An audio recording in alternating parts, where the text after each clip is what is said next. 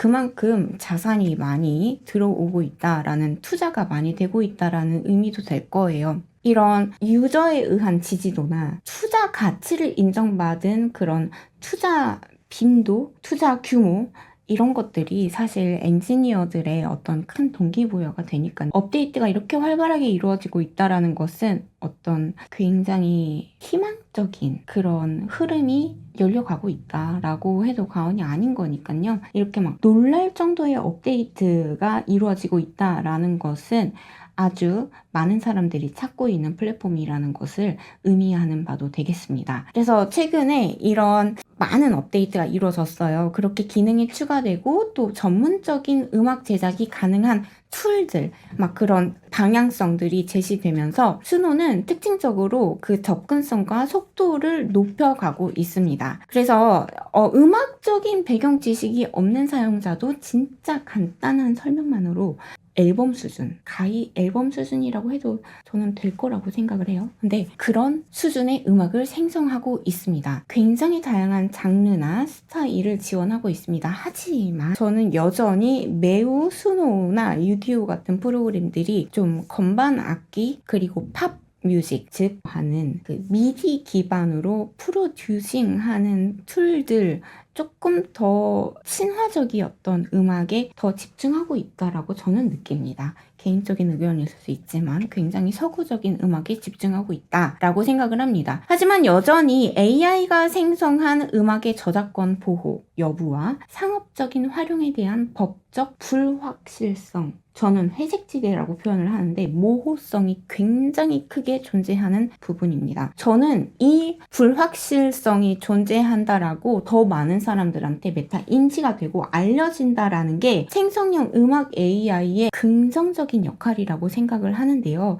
왜냐하면 지금까지 편곡에 대한 저작권에 대한 논란이 거의 일지도 않았을 뿐더러 많지가 않았어요. 하지만 진짜 곡을 작품답게 끌어올리는 건 편곡의 영역이거든요. 여러분 이 부분 어떻게 생각하시는지 한번 곰곰이 한번 생각을 해보실 필요가 있겠습니다. 저는 수노나 유디오처럼 최근에 각광되고 핫한 프로그램들이 과연 작곡 프로그램이라고 해야 될까? 아니라고 생각하거든요. 저는 편곡 프로그램이라고 생각을 하거든요. 저는 이게 맞다고 확신합니다. 그래서 최근에 이런 유디오나 수노와 같은 정말 앞서 나가는 생성형 음악 AI들이 불러일으킨 그 아주 거센 반발과 논란들, 법적이고 윤리적인 책임성에 대한 그 쟁점들이 정말 늦었지만 지금이라도 논란이 되고 있다라는 것은 이런 기술 발전으로 인한 음악 생태계와 그리고 창작 예술 생태계에 어쩌면 아이러니하지만 순기능이라고 생각을 합니다. 이 부분은 나중에 더 이야기를 하게 될 거고요. 자, 그래서 사용성이나 접근성의 분석 또한 한번 비교를 해볼 필요가 있어요. 예를 들어서 그 인터페이스마다 어떤 학습 곡선이 있다고 할 수가 있는데요. 각 도구의 사용성은 어떤 사람이 사용할 것인가, 그 타겟 사용자층과 아주 밀접한 관계가 있겠죠. 예를 들어서 챗GPT는 직관적인 대화형 인터페이스로 가장 낮은 진입 장벽을 제공합니다.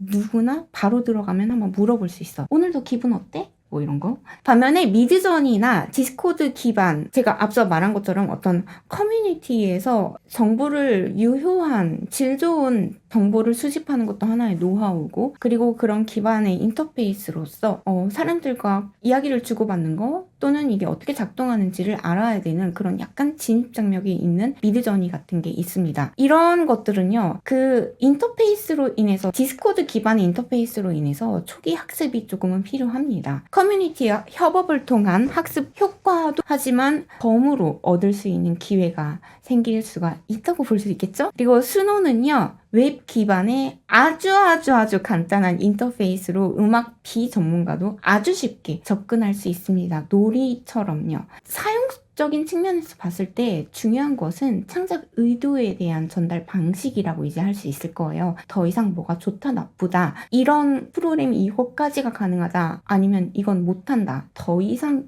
논란의 여지가 아닙니다. 지금은 어떤 의도로 어떻게 전달할지에 대한 방식의 차이점에서 내 결과물의 그 값어치가 정해질 수 있는 시대가 열리고 있습니다. 그야말로 이 내가 만든 그 결과물의 값어치를 정한다라는 그 판단 기준, 그리고 이 승격 프로세스 같은 거는 전통적으로는 예술가나 또는 문화, 콘텐츠 제작 전문 창작자들에게 논해져야 되는 부분이었는데, 이제 이거를 대중이 논하는 시대가라는 게 창작의 민주화가 열리고 있다라는 거에 또 다른 증거라고도 할 수 있는 부분이라고 생각을 합니다. 자, 챗GPT는요, 자연어 대화를 통해서 복잡한 요구사항을 전달할 수 있고, 미드저니는 정교한 프롬프트 엔지니어링을 통해서 시각적인 결과를 제어하고 있습니다. 또 수노는 장르, 분위기, 가사 같은 좀 간단한 요소로 음악적인 방향을 설정하고 있습니다. 일단은 제가 가장 대표적인 이미지 분야에서의 미드저니, 그리고 음악, 생성형 음악 AI에서 수노, 그리고 LLM, 그 라지 랭귀지 모델에서 챗GPT, 이렇게 좀 세 개의 간판 스타들을 놓고 비교를 한다는 점 여러분께 좀 중간에 양해 말씀 부탁드리겠습니다. 자, 창작 워크플로우, 어떻게 창작이 이루어지는지 그 과정에서의 변화도 아주 명백하게 드러나고 있는데요. 생성형 AI 도구들은요, 전통적인 창작 과정, 창작 워크플로우를 근본적으로 변화하고 있습니다. 변화시키고 있습니다. 과거에 선형적이었던 어떤 창작 과정이 이제는 반복적이고 실험적인 방식으로 전환이 되고 있다라고 볼 수 있겠는데요. 창작자들은 AI와 그 협업을 통해서 아이디어, 발상, 초안 생성 또는 수정, 개선까지도 어떤 순환적인 과정을 거치면서, 이 과정에서는 AI는 창작 파트너 역할을 수행을 하고, 저 제작 과정에서는 AI가 이제 또 다른 검토하는 역할, 비판자의 역할 감당하고 아주 다분한 다양한 역할 분담을 위임하고 있다라고 저는 표현하고 싶습니다. 특히 음악 분야에서 예를 들어 수노 같은 도구가 전체 제작 과정을 단축시키면서도 높은 품질의 결과물을 제공을 하고 있습니다. 이건 어떤 소속이나 아니면 아주 대규모의 투자를 받은, 또는 어떤 대형 기획사, 제작사 이런 게 아니더라도 독립적인 개별 아티스트나 콘텐츠 크리에이터들에게 새로운 기회를 제공하고 있습니다. 이건 아주 긍정적인 면이죠. 그리고 동시에 기존 음악 산업의 구조적인 변화를 야기하고 있는데, 이게 초래됐다라고 나중에 후세 사람들이 말할 정도로 나쁘게 흘러갈지, 또는 새로운 기회를 제공했다라고 새로운 변화가 촉발됐다라고 표현을 하게 될지는 지휘봉을 잡고 있는 인간의 역할이 되겠죠. 자, 그래서 더 열심히 들여다보고 분석하고 공부해야 되는 태도를 가져야 하겠습니다.